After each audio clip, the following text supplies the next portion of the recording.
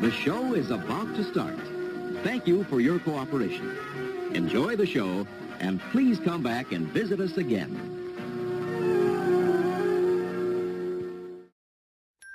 Ho, ho, ho.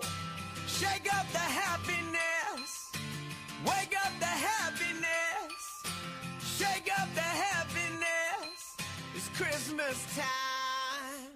All right, everybody, I make no apologies for the Christmas songs from here until December the 25th, as Advent has officially begun. And everyone's getting in the festive mood and looking forward to the best day of the year, Boxing Day, with all the great football that comes with it, except, I guess, in the Premier League this year. Probably spread its fixture list over the course of a week or something. You know what they like. Never mind. Anyway, Nick Draper here, welcoming you to the 9 Years podcast, as always, episode 111, which I thought was significant, but it really isn't, really. And as always, I'm joined by Stuart Deakins. Stu, how are you? Okay. You happy to be here today? No. Okay, well, what if I was to say that I'm going to rest you this week and have Mark Hendricks on in your place? What I would say to you, I would be really, really annoyed. Great, okay. Let's do that. Let's do that. Have the week off. But before you go, just one quick question. You know we talk about Alexa Bliss and Paige on this show a lot. Be interested for you if you could describe your ideal woman to me. Little holes. Okay, great. Right, well, that's done. Stu's gone. I can now introduce all the way from Mönchengladbach, Mark Hendricks. Welcome to the show. Well, thank you very much. Mönchengladbach, if you want to get it right. No, I don't care. Really couldn't care less. Who's the most hated man at a Borussia Mönchengladbach match? I really wouldn't know. The man who says, give me a B. Anyway, Stu, if you're wondering where Stu is this week, he's gone off to see Priscilla again. What is it now? 41 times? Yeah, something like that, I think. Yeah. He loves that show. He loves that show more than I love Alexa. No, he doesn't. Anyway, this week Mark is going to help me discuss some key issues surrounding the club, along with all the usual gubbins, Abdo you, a look ahead to the weekend's action and such like, so forth, all those things. But first of all, of course, we'll look back on the Charlton game from the weekend. And if I'm being honest, it seemed a little bit too comfortable, almost.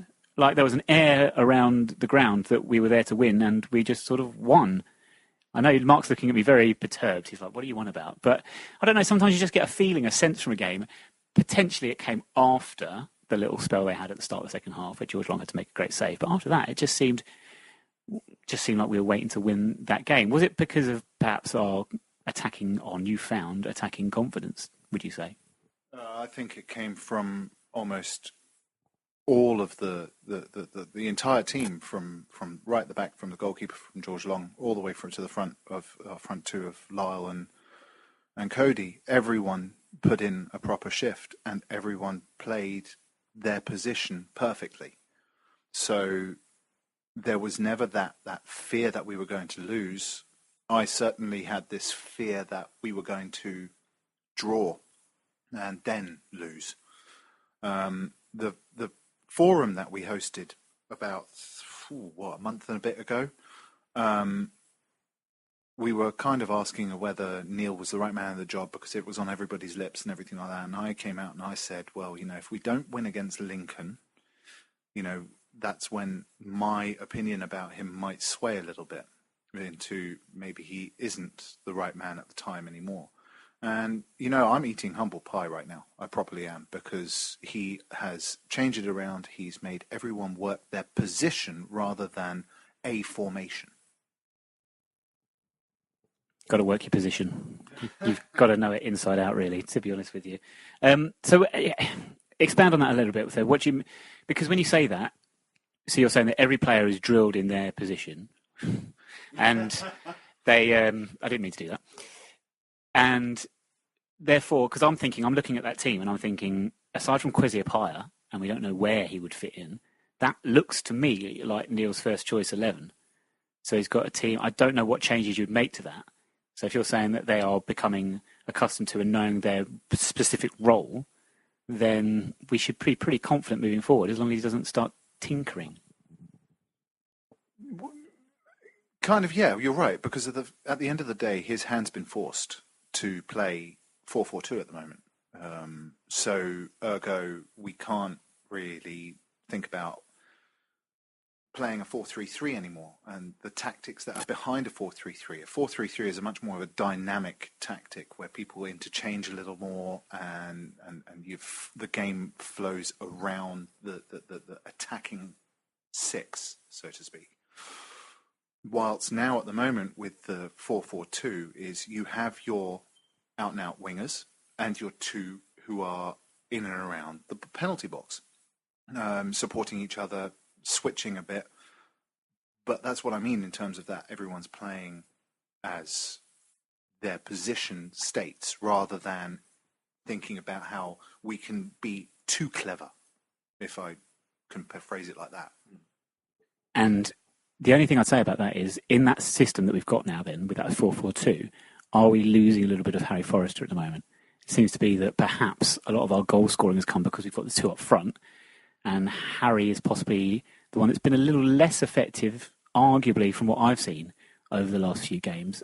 I didn't go to Bristol Rovers, of course, but he just seems he's not influencing games like he perhaps was at certain points earlier in the season. Yeah, kind of. I get where you're coming from on that. But as Kevin said on the Facebook Live, Harry was knackered. He was absolutely finished. And with that, he is constantly running across the front line and switching positions on that front. So he's the one and only player, I would say, who's able to take over different kind of roles. But whether he's lost or not, I don't think so. I think he is probably behind Lyle and now newly found confident Cody, our biggest threat at the final third. I would even put him way above Andy Bartram, even though Andy's really chipping in with the goals and everything like that. It's just as soon as Harry gets the ball at his feet, everyone starts to get, that electric kind of feel of what's he going to do now. So I wouldn't necessarily say he's lost at all. I would say that he has free roam. There's an interesting quote, though, and I think I've said it before in the podcast. I think it was Gary Neville that said it. He said that if you're a footballer playing in the team, in the starting 11, you're either preventing goals going in against you, or you're scoring goals, or you're creating goals. If you're not doing any of those three things, then there's no point in you being there. So is there a slight argument at the moment, though, despite the fact we're doing very well, to keep going on, actually, arguably unfairly to what you've just said, but even Harry Forrester, you look at Saturday, you look at Walsall last week, we've got Andy Bartram putting across in, Cody McDonald teeing up Lyle Taylor.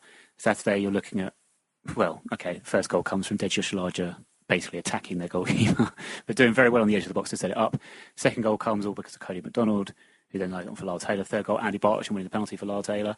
So there are some players, perhaps, that we're relying on a little bit too much at this moment in time, and the jobs of Liam Trotter and Tom Sawers, you start to question, what are you offering us at this moment? Yeah, I get that. I understand where you're coming from, but if you look back at the day of, let's go, the kids of Manchester United, the threats came from Beckham, Paul Scholes, and that was it, really. Nicky Butt. Oh yeah, Ryan Giggs, of course. Ryan Giggs. How can I forget Ryan Giggs? Apologies. But you had those three, right? And a front central striker most of the time. Yeah, okay. You had eventually later on it came into Dwight York and Andy Cole. But my point is they had those three midfielders who really, really bossed the final third. So you don't necessarily need, and that was going through our whole season, mind. So what's there any harm for us having, the same kind of a system where it's going to be three main attacking players who are going to be causing serious problems? Okay, I'm touching wood right now. I really do not want any injuries to either of them because that will nullify and probably will revert back to what happened about 3-4 weeks ago of the defensive, we're not going to get beat. For the first time in a long time, the match against Charlton, I didn't believe it was going to happen when I first walked into the stadium, but I saw a team that was coherent on taking the game to our opposition. And that was a real breath of fresh air because the atmosphere changed within the first 10, well, I say actually after about 5 to 10 minutes when they had that chance right at the beginning of the match. You've probably seen the highlights by now on various media channels. After that, we bossed it, and then Deshi Oshalaja, he assaults the goalkeeper, and we get lucky and get the goal, and that settled everyone's nerves. But everyone suddenly realised, wow, actually, we're taking the game to them, which we haven't seen for so long. The worry then is, not the worry, I suppose, but just a chucking out a thought here. Kwesi Appiah comes back in. You certainly don't want him to change formation to accommodate him and go back to that 4-3-3. It's not going to work. Exactly, and therefore that gives us options on the bench as well, because that is what we have so lacking. So lacking options on the bench, which would have been worse, because you've mentioned injuries there. Would have been worse if Lyle Taylor had actually injured himself as badly as we thought he is. Did we witness a miracle on Sunday? Because for all I could see, that looked like an injury that's going to put someone out for a month, 6 weeks, perhaps. Yeah, one could say it was almost a Christmas miracle. Miracle of the 3rd of December. Miracle on Jack Goodchild Way. Yeah, let's stop whilst we're ahead. When I saw it happen, I've seen it happen on not just football, but sports fields often, where they jar their knee like that, and it is an ACL. Gone. And had that been, that would have been his season finished. So, yeah, we were very lucky. But about after he had the physio look at him, and after he came back on the field and everything like that, Cody gave him a shout. The ball was in our half, and I saw it happening. Cody gave him a shout. Are you okay? And Lyle flexed his arm, kind of the elbow joint, forwards, as if to say, that's what happened to my knee. So he obviously jarred it and hyperextended it very, very far. But yeah, we're very lucky that nothing more happened. And had that happened, well, we would have only had one striker. Two things just before we continue. Just one, that cup of tea I made myself was gorgeous. I've impressed myself there with that cup of tea. That hit the spot perfectly. Secondly, you're falling into the trap mark of this is a podcast. No one can see all these great hand gestures to help you explain Lyle's injury there. So Mark's just on a great example. I was doing the movements and everything like that, thinking, how can I possibly best explain on an audio podcast? On an audio podcast, what word am I looking for? Elbow. Try that for someone who has been speaking German all day long to his kids and forgetting the word elbow. It's probably not a bad thing, because they've really irritated me with that John Lewis advert, because it's their song. Really, I'm sick of hearing his voice now, to be honest with you. Well, that's what she said. Let's move on then. Let's talk about some of the key moments in that game. Let's go back to that moment, pivotal moment. Cody McDonald said it was that moment alone deservedly won George Long the sponsors man of the match. I raised an eyebrow for him getting man of the match, if I'm being honest, because I thought clearly, if I'm being honest, which I've said that probably about 3 times in the last 30 seconds, Cody McDonald was the only candidate. Now, that's not to suggest that he was the only player that played well. I think we struggled because so many players played very, very well. It just seemed... Every player played to their position, as I said earlier. Maybe there's one person that I'm going to debate about, but we talk about him a lot anyway, so perhaps best I keep stum for this week. But yeah, I thought Cody was outstanding, and with scoring the first goal, setting up the second goal, has to be him for man of the match. But let's talk about that key moment, because actually in that, and you've already referenced it once, in the save that George Long made in the second half, where he's reached and tipped it onto the bar, onto the woodwork, we've forgotten about the save he made very early in the game, which was arguably more important and similar to the David De Gea save on the weekend, where he's got down low to react well and block a close-range shot. I've got to confess, I very rarely watch the Premier League. So I haven't actually even seen the David De Gea save. But I'll take your word for it. His save right at the beginning of the match, I don't even know what minute it was. I think it was like minute 6, minute 7. It was outstandingly good, but given where credit's due as well, the defenders were there to mop it up. And so far this season, it's been quite often that George has been left on his own. So there has been obviously a command for this match, certainly against Charlton, by Neil Cox, to say, look, if they're attacking forward, they're a team that like to crowd the 6-yard box. So get your numbers back. Get in there and mop it all up. If George can't hold on to the ball, clear it as far as you possibly can. And we did that not just once, not just twice. We did that 3 times, 4 times during the match. So I think that was, as pivotal as you said, that save right at the beginning would have altered the game completely. If they would have taken the lead, I think then my fears would have actually come to fruition. That we would have had to probably chase the game and maybe get a draw and then a replay at theirs. I think his save was very, very important. But again, just as important was everyone clearing it away from any potential danger. Another key moment was the third goal. You could argue in the end immaterial, but the penalty award. Now at the time we weren't sure whether it was in the box or outside the box. On the replay, it's quite clearly in the box. Was it a foul? I've seen fouls given like that in the centre of the park. Yeah. So fouls given like that at the centre box. Okay, but my fact is that if you're going to be giving it those kind of free kicks in the middle of the park, then why not in a box? Fair enough. I'm not going to disagree with that one. No, I think that sums up nicely. So that was the third goal. Lyle Taylor puts the penalty away. He's done well considering he has missed one this season, very famously, unfortunately. So he took that very, very, very composed in taking that, did very, very well. And yeah, we've only really got good things to say. There's nothing really to add particularly because it was just one of those days where you went to football, you watched your team play well, win, everyone goes home happy. It felt like a completely different experience, to be honest with you, from what we've used to be or what we've got used to or accustomed to seeing at Kingsmeadow this season. So happy days. The draw would certainly have been the worst result for us, worse than losing. I genuinely think that. Because midweek replay away at the Valley,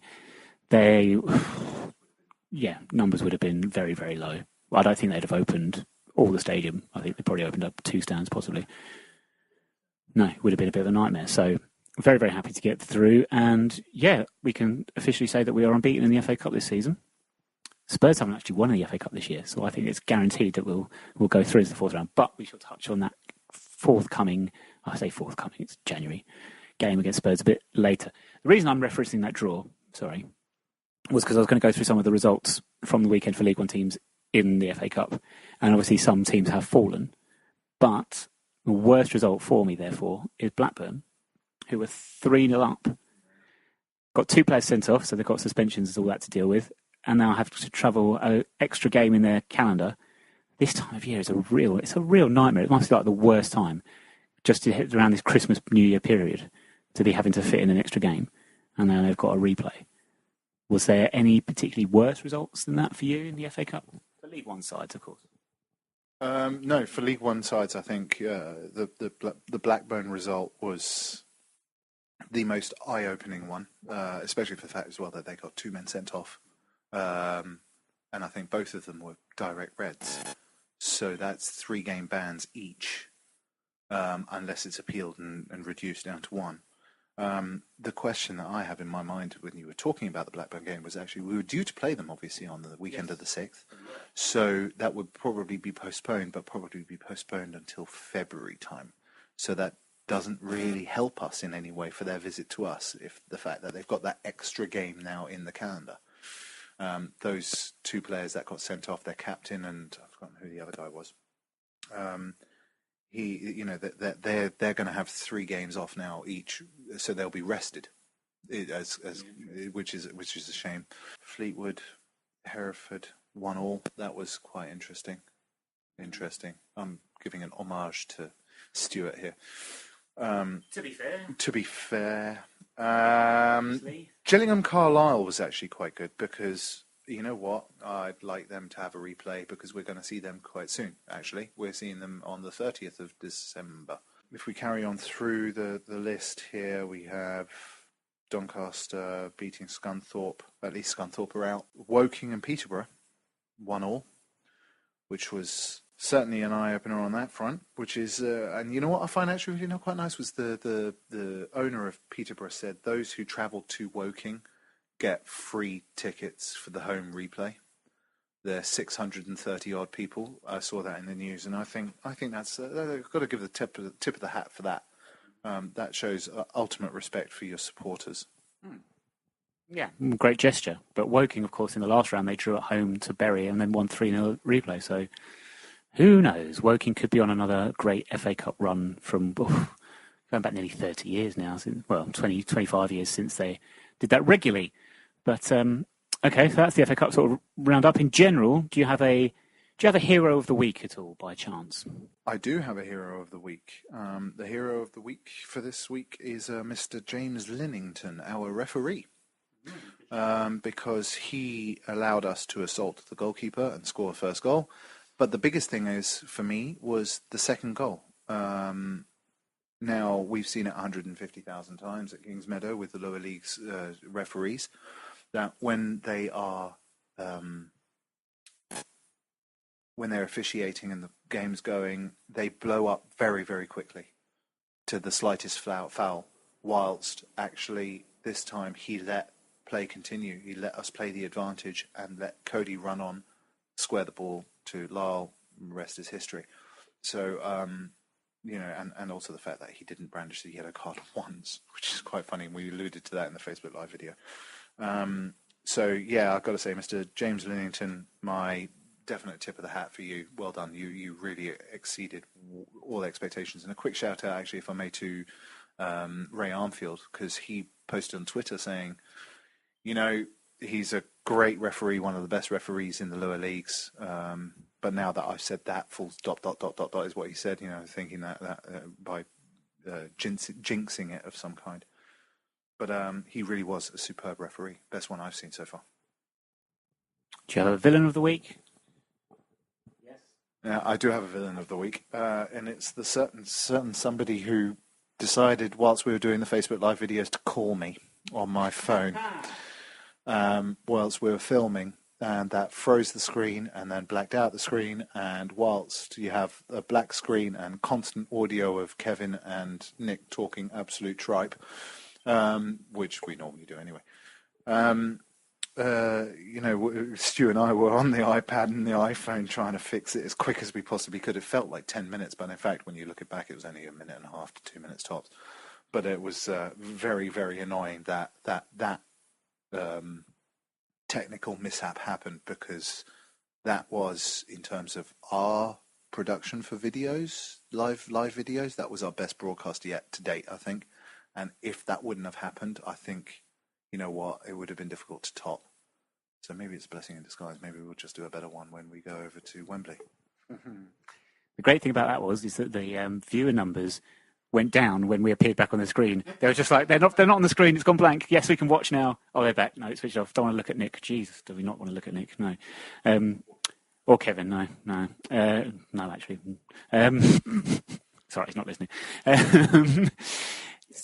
The villain of the week, I have to say, hero of my week was, aside from Cody McDonald, obviously, Alex Scott, the English women's footballer, plays for Arsenal, I believe, who was a pundit on Match of the Day 2 on Sunday, just before I left to attend our FA Cup game. And they've gone away to BBC. BBC had a bit of a policy at one time that every single show that had a panel of guests had to have a female on it for equality purposes, whatever. They seem to have moved away from that for whatever reason, but they brought her back. First time they've had a female on Match of the Day 2 this season, and she was very entertaining. But she was very, very good. She was very, very good. One of the best pundits they've actually had. Someone who actually sounded like she wanted to be there, which always helps, especially when you've got Chris Sutton and Martin Keown on the most weeks. So she's your hero of the week because she was just very, very good at her job? Yes. Yes. Okay. Yeah. Of course. Yeah. She was very, very good at her job. Martin Keown and Chris Sutton, if you ever have to watch those two, which normally is the axis of evil on that show, then you'll understand why. Insomnia. A cure for insomnia. It is a remedy for insomnia? Yeah, a remedy for insomnia, which is a great song by the Basement Jacks as well. Villain of the week, well, I don't really have one, to be honest with you. Carl Robinson for the sake of his being Carl Robinson. And before we move on, we should say we're recording this on Tuesday evening for a variety of reasons. And Mark, I've got Sky Sports News on in the background, looking at scores coming through. And we have just got 1-0 down away at Yeovil in the Shaka Khan Trophy. And I don't know who scored because they've just moved the video printer. Don't really care. What has interested me is the fact that I've picked up on a result in this competition. Swansea under-21s at home to Charlton. I think Charlton are 3-2 up or have won 3-2, I'm not sure. I thought the rules of the competition were that the the academy teams that were in this were not to have home games at any point.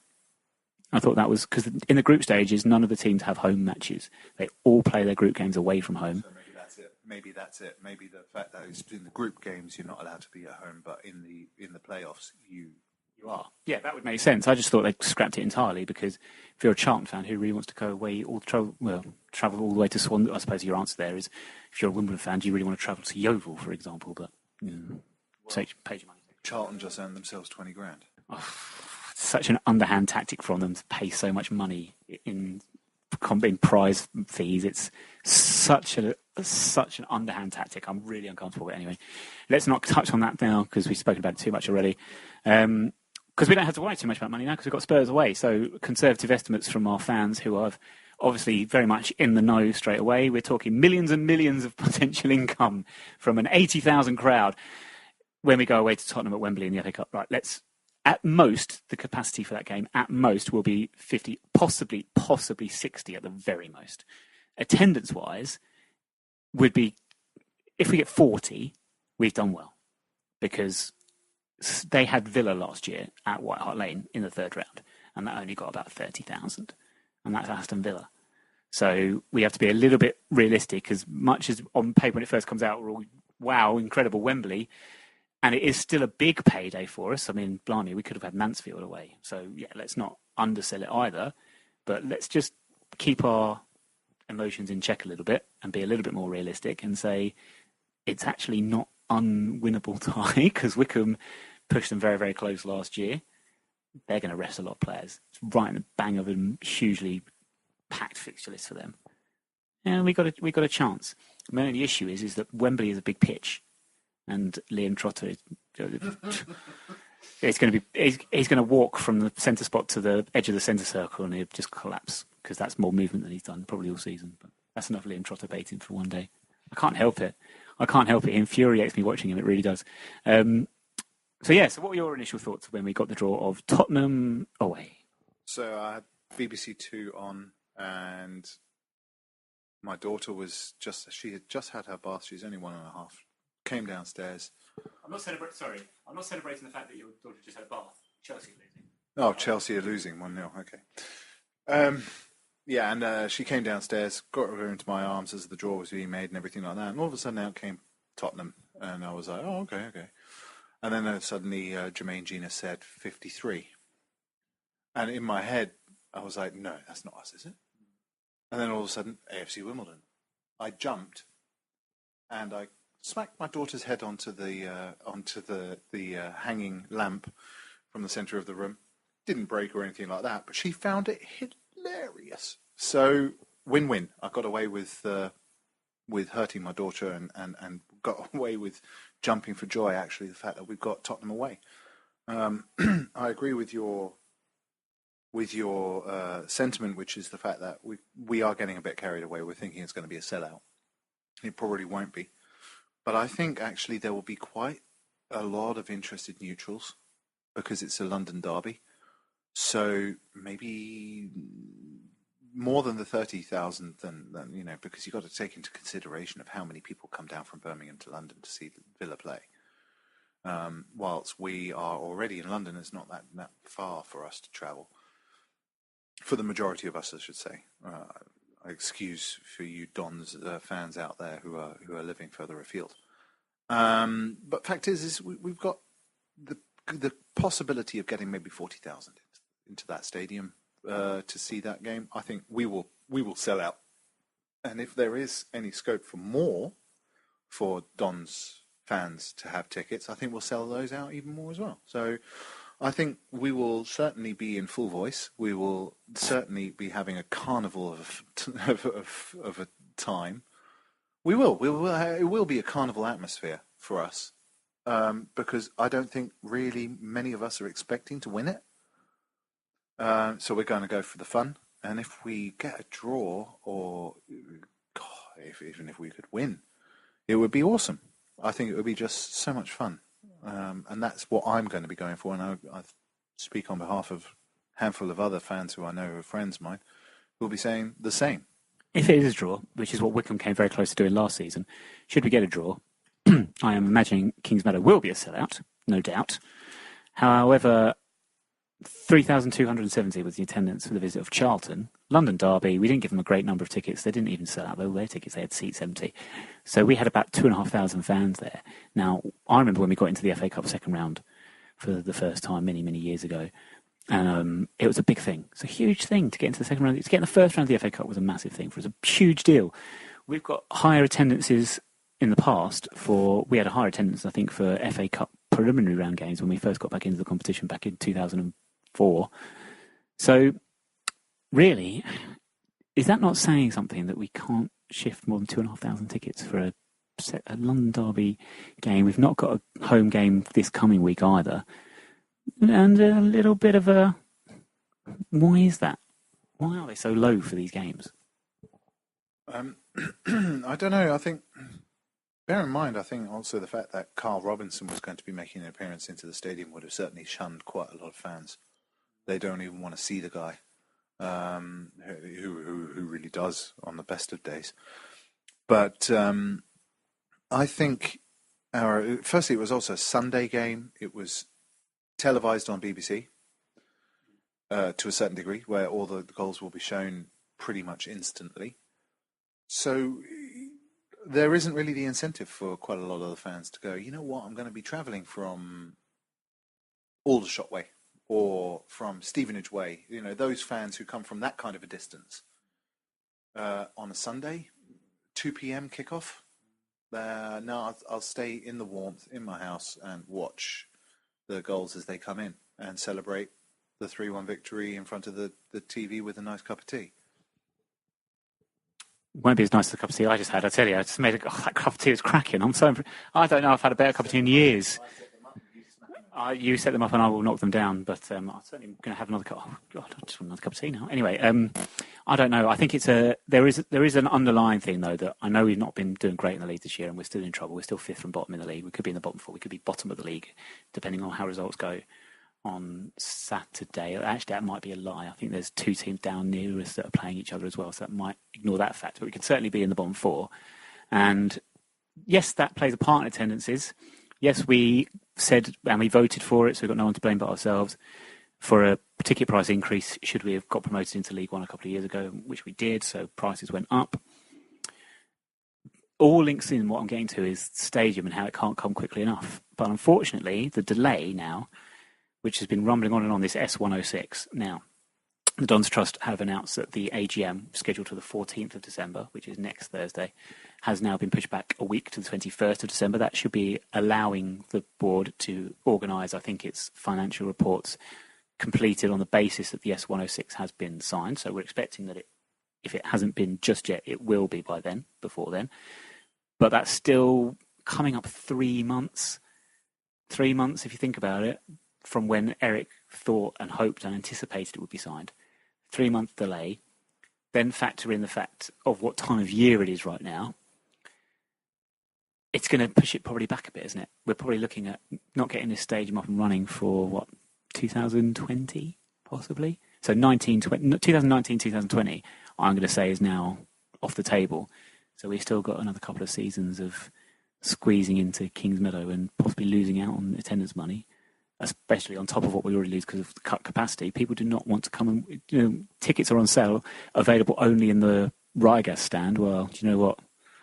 I'm all right, thanks. I'll give this one a miss. It's a minor concern, a minor financial concern, is it not? Yeah. I think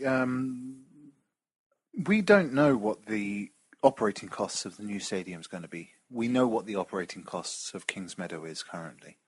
So in terms of the loss of revenue or the loss of potential revenue for the new stadium, with attendances going up, that's going to be something that's going to be difficult to gauge right now. The guys who were given the job to design and build the stadium, they were really confident in getting the first segment of the 9,000 done very, very quickly. So I don't think necessarily 3 months you said difference is going to actually have a huge impact. I think the 3 months will be caught up in build. That's my belief. That's my heart says that they're just going to really work overtime to get it done. Because at the end of the day, 3 months in a 2-year timeline isn't really a huge amount of time that's lost.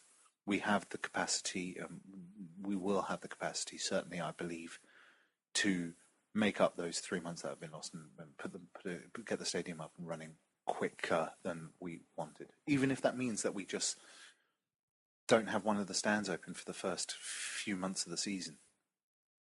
That's not that bad, but at least at the end of the day, if we can hold up certainly about 6,000, 7,000, let's say, capacity, still better than Kingsmeadow. Everything's better than Kingsmeadow. A fart in a church is better than Kingsmeadow, to be honest with you.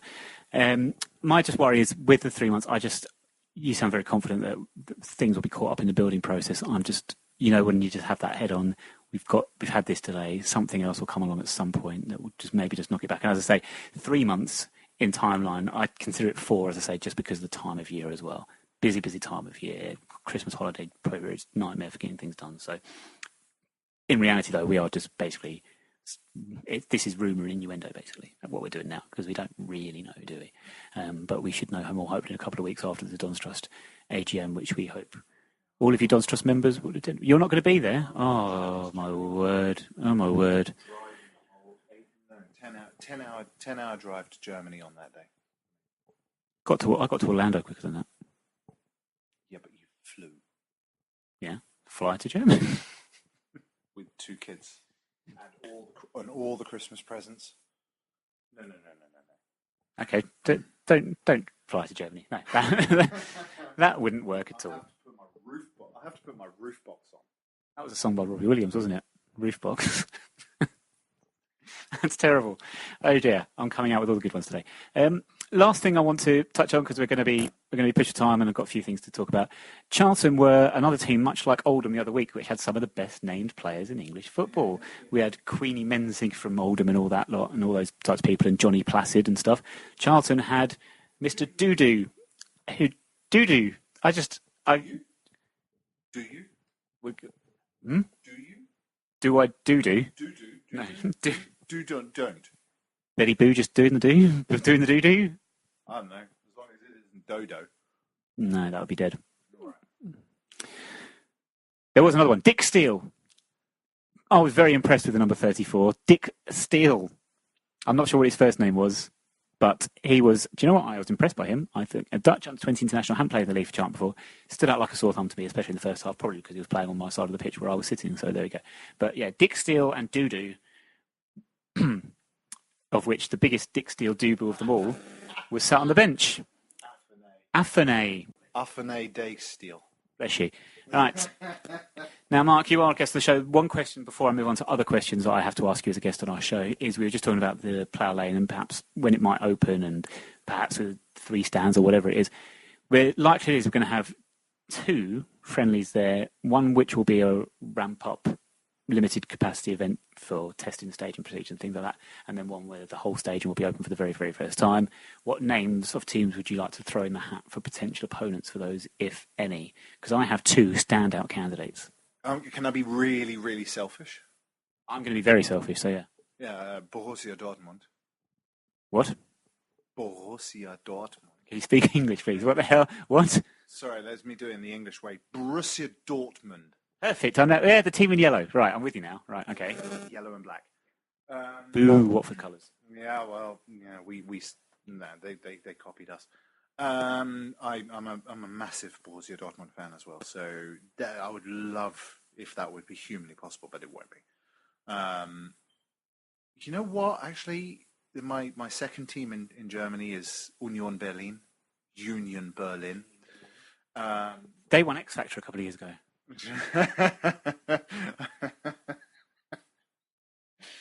Oh God, I don't watch that crap. Neither do I. Stu told me. No, Union Berlin, I really got a big soft spot for, and their fans travel in the thousands all the time, and even for friendlies. So, and they have a crackingly great atmosphere. So, I would love to see a German team personally, and obviously it's just so obvious as to why I picked those two. I'm intrigued because there's lots and lots of potential opportunities I think are very fitting. Now, Charlton, they'll be celebrating their 25th anniversary return to the Valley this week, and they're playing Portsmouth. And the reason they're playing Portsmouth is because Portsmouth were the last team they played at the Old Valley before they had to move away. So that made a lot of sense. So for those sort of historical, nostalgic, what's the right word, romantic reasons, we've got a lot to choose from.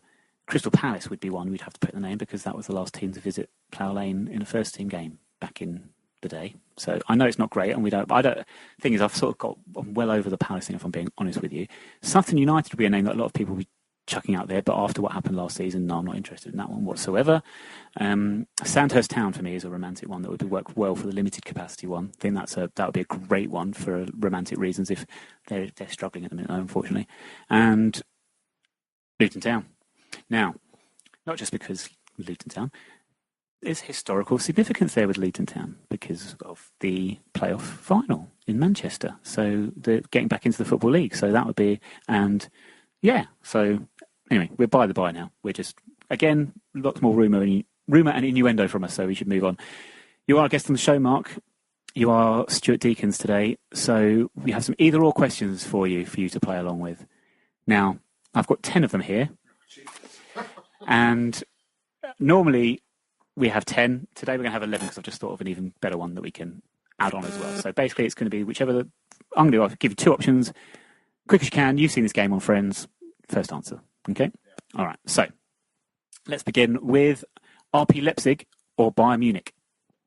You're horrible. That's my answer. No, it's not. You're not Dave Anderson. You don't get out of not choosing.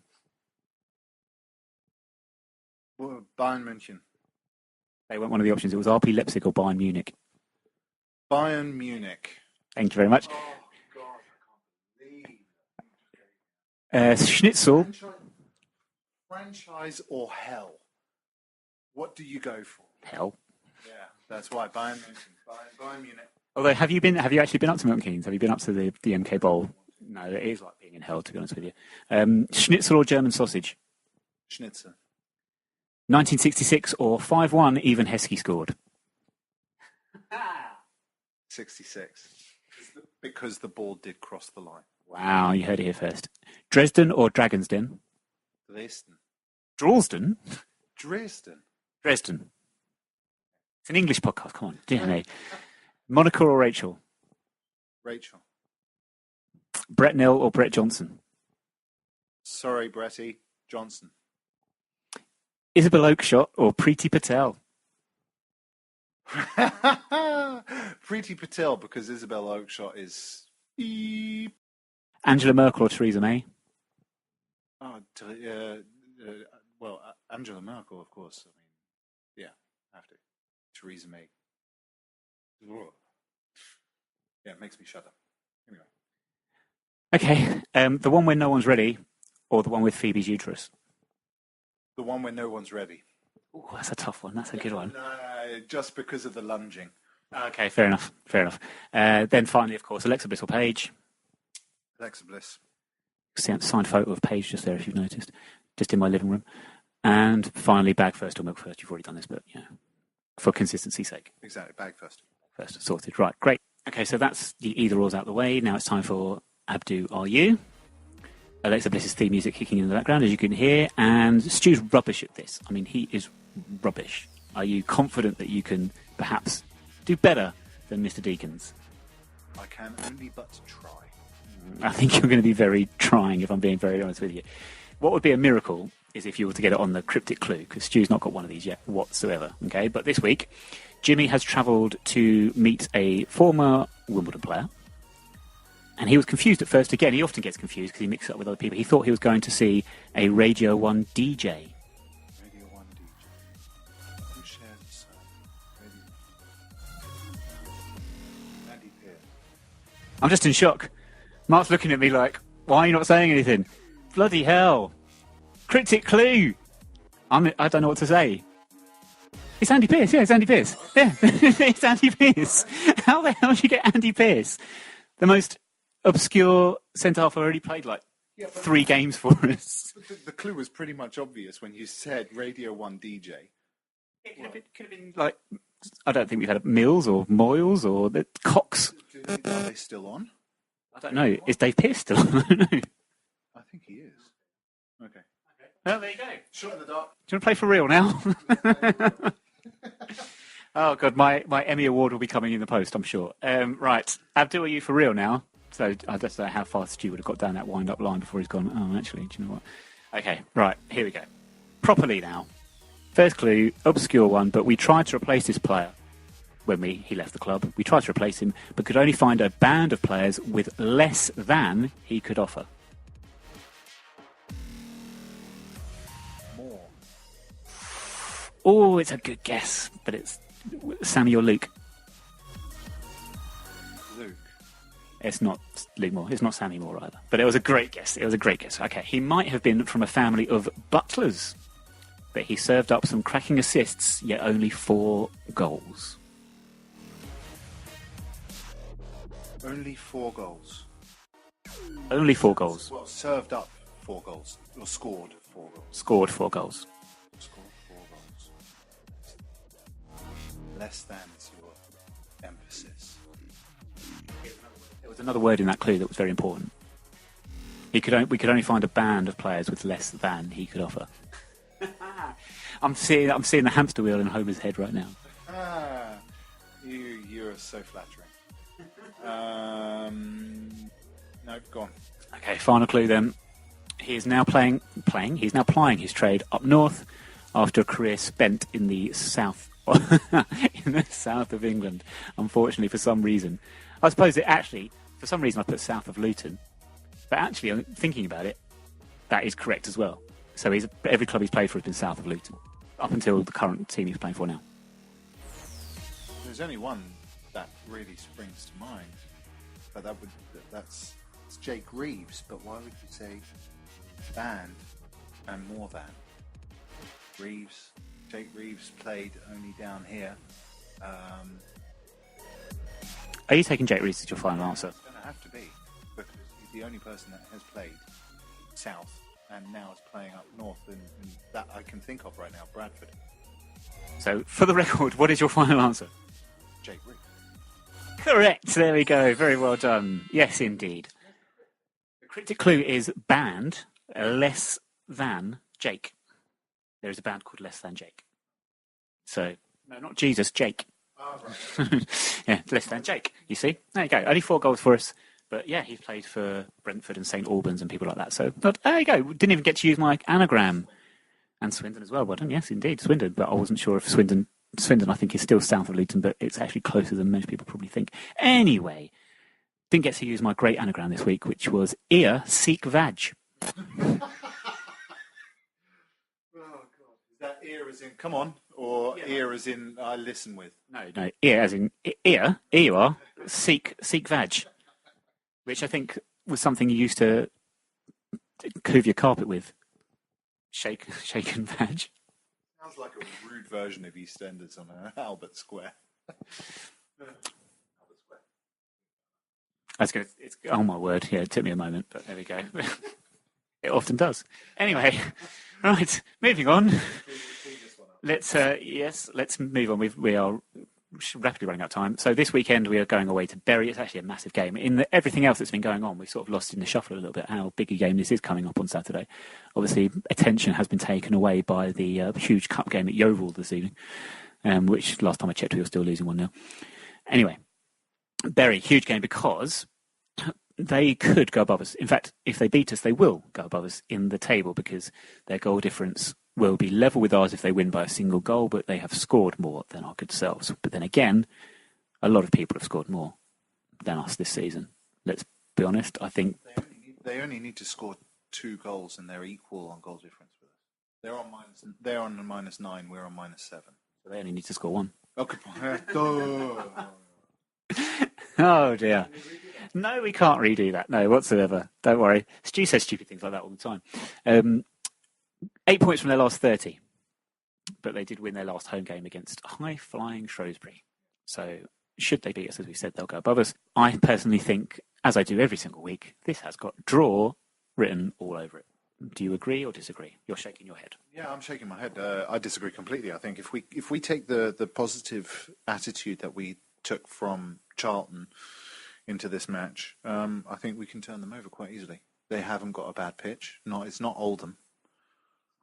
It's not great, but it's certainly not that boggy pitch at Oldham where we drew 0-0. So we certainly have the capacity of scoring 1 or 2 goals. I think their defence is leaking considerably. We aren't really scoring, but we seem to have found our feet. So I don't see why we have got why you're saying a draw. I think actually we have the capacity to go up there and win. Fair enough. They have got a new manager, of course, fairly new manager. Chris Lucchetti's come in. They've had a bit of a break because they were knocked out of the FA Cup by Woking, as we've mentioned earlier in the show. They've got fresh impetus. They've got a lot of good players. You could reel off a list of these names. It's ridiculous, really. Jermaine Beckford, Chris Maguire, Jay O'Shea, Michael Smith. You just ridiculous squad that should not be anywhere near the bottom 6, really. I don't think they will be come the end of the season. I think their manager will get them up and going. He's a buried through and through. He's not like the previous manager. And I think it is a tough game. It's always a tough game at Gig Lane anyway. It's a tough place to go. Our record there is not too bad, though. Not too bad. And, yeah, I mean, apart from, I guess, the obvious at the front two, Michael Smith and Jermaine Beckford. The thing about the Charlton game was the equalising goal all comes from a long ball that McGuinness up top, the big man up front, big lump up front, had been able to get his head on, flick forward. They had no possession or territory, whatever, for a good spell of the game by that point. But a simple long ball, he gives you that option. And Smith and Beckford will do that for you as well. So you've got to be very wary of that. Yeah, that's true. But they haven't actually gelled yet as a partnership up there. So, yeah, okay, they've got 2 weeks of practice to get and training to get that relationship between one another perfect. But I think right now with Lyle and Cody finding form and then knowing where each other is, and they've got a very good partnership going on right now. You look at the other end of the other pitch and look at Smith and Beckford and go, well, do they have that? Well, they haven't had it up until now. Whilst Lyle and Cody have been working solidly at it for the last 4 weeks, 3-4 weeks, or 5 weeks even, I would say. So I still fancy us, actually. It's very strange for me to say that at the moment, but yeah, I fancy us. Smith and Beckford sounds like a construction company. You can imagine seeing their van sort of just driving past Smith and Beckford. But anyway, go on then, venture a scoreline for us then. 2-1. I'm going to go for 0-0, just for a change. Have you had a chance to look at the other fixtures coming up on the weekend? If you haven't, do not panic, because I shall have them. I shall get it up for you. You've got them there, perfect, because there's one game that screams out to me more than any other by a long stretch. Which game am I thinking of? Plymouth Gillingham. No, Walsall's gone. No, yes, Plymouth Gillingham. Plymouth Gillingham. Absolutely. That's any game that features teams that in the bottom 6 that are playing against each other is a win-win for us. Win-win, by the way. She owns the Chinese restaurant just down the road. It's a huge, huge plus for us because hopefully a draw in the best case, but at least one team will be losing points there. So happy days. Anything else that particularly stands out? Yeah, I'd like Shrewsbury to get back onto winning ways. Yeah, because they're away to them. Oh yes, yeah, I'll agree with you on that one. Then this week they can. Otherwise, I'm determined that they're going to fall away. Just so I can say, they're going to fall away. I think so. After New Year's, I think they're dead. They're just going to go. Thanks for all the fish. It's done. And this is in no way me being harsh on or cruel on Shrewsbury. I'd love Shrewsbury to win the league. If I'm being honest with you, it'd be brilliant. It's always great when a team comes from nowhere to win the league. I just want to be proved right because I've been saying to Stu every week, they're going to fall away. It will never last, Stu. Much like Meghan Markle and Prince Harry, it will never last, and they'll fall away. But I think they had a nice second round cup tie home to Morecambe. That was a great draw because that was a very straightforward one for them. They've got a great draw, potential TV tie, I think, home to West Ham in the third round. That's a great tie. So that might obviously take their attention as well. So small squad. But that's probably enough of the Shrewsbury Town podcast. We're here to talk about Luton Town and wrestling, of course. Otherwise, so this week we also have 2 competitions that we need to declare or announce the winners of. We actually have to draw the winners as well. So, first of all, you might have seen on Facebook Live, we have Goal of the Month video for November, which Mark put together. And it was very simple. You voted by commenting on the video. We tallied up the results or the comments to see which goal won, which was chosen by the 9 Years podcast viewers and listeners to be our Goal of the Month for November. And if you correctly predicted or your choice ended up being the winner, we'd put your name into a hat, draw it out, and you'll receive a very, very highly sought after 9 Years podcast mug. With it only took 9 years written on it in nice yellow and blue. Not black and yellow or anything like that. Traditional home colours with blue and yellow trim. But anyway, so it is time now, Mark, to announce the winner of that competition. So what you've got is you've got a big hat full of names to pick one out at random, and this person correctly guessed that the winner of the Goal of the Month this month was... Who was the winner? The winner was actually by 1 vote. Yeah, it was Harry Forrester's strike against Bristol Rovers. Cody's strike against Bristol Rovers came second. It was a 47 to 49%. Yeah, it was pretty close. It was entertaining to tally up, if I'm honest. So those who voted for Harry are now in the draw for the mug, and I'm going to actually let Nick pull a name out of the hat. So kind. Yeah, that's right. And then you can announce it and shutting my eyes and ruffling the balls. Slips of paper. Do you want me to look at the name or do you want to read it out? I'll let you do that as I've picked the name out. We have a winner and his name is Mr. Peter Kilburn. Not Peter West Hampstead. Well done, Peter. Well done, Peter. We shall be in touch with you. You should if you mind, if it's all right, Peter, if you can give us a shout somehow, either through Facebook or Facebook Messenger, and then I'll organise how to get the mug over to you. If he's not listened to the podcast, and he doesn't get in touch with us in a week's time, should we say, you've missed your chance because you've not listened to the podcast? Are we that cruel? I would say we announce it on Facebook Live because you'll probably be watching on Facebook. Good point. So congratulations, Peter. And we have another competition, which is going to be slightly more difficult to do. On Twitter, we were giving away a free A3 plough lane print poster designed by Matthew G. Wood at Matthew G. Wood Design, or actually at just Matthew G. Wood but Design. And we had lots and lots of entries. All you had to do, very simple, was retweet the tweet and make sure you followed both ourselves at 9YRS Podcast and Matthew on his Twitter account. We had lots and lots of retweets. So what I'm going to do now is I'm going to ask Mark to choose a number. He's going to between 1 and 58. Hold on, because then when you pick that number and I find that person, we have to make sure that they are following both ourselves and Matthew. And if they're not, they've missed out. So 1 and 58. Mark, your number will be 47. 47. That's good because I've started at the top. So I was hoping you were going to say like 58. 47. So let's work our way down. 55, 52, 51, 50, 49, 48, 47. Will this person be following us? I'm just clicking on his profile now. Oh, it's giving it away that it's a he. He follows us. Tick 1. Does he follow Matthew? Following. Oh, he is. It's the last person he followed. So congratulations to Tony Swan. Don't mess with him. He'll break your arm. Tony Swan congratulations, you have won the Plough Lane print poster, and we shall be in touch. We shall be in touch with you on Twitter to get your address. Would you believe he lives in Eastbourne? So that's where my brother lives. Maybe they know each other. Yeah, he probably is. I don't know how he's read that, considering you picked the number. But anyway, congratulations, Tony. We shall be in touch, and you have won that poster. And just keep your eyes and ears on all our social media because there may well be more prizes coming soon. But anyway, well done to Peter Kilburn and Tony Swan. Thank you for listening, and join us next week when we will be speaking to Stuart Deakins about his thoughts of Jason Donovan's performance in Joseph and his amazing Technicolor Dreamcoat. Alexa Bliss, bag first, milk last, and we will speak to you again next week.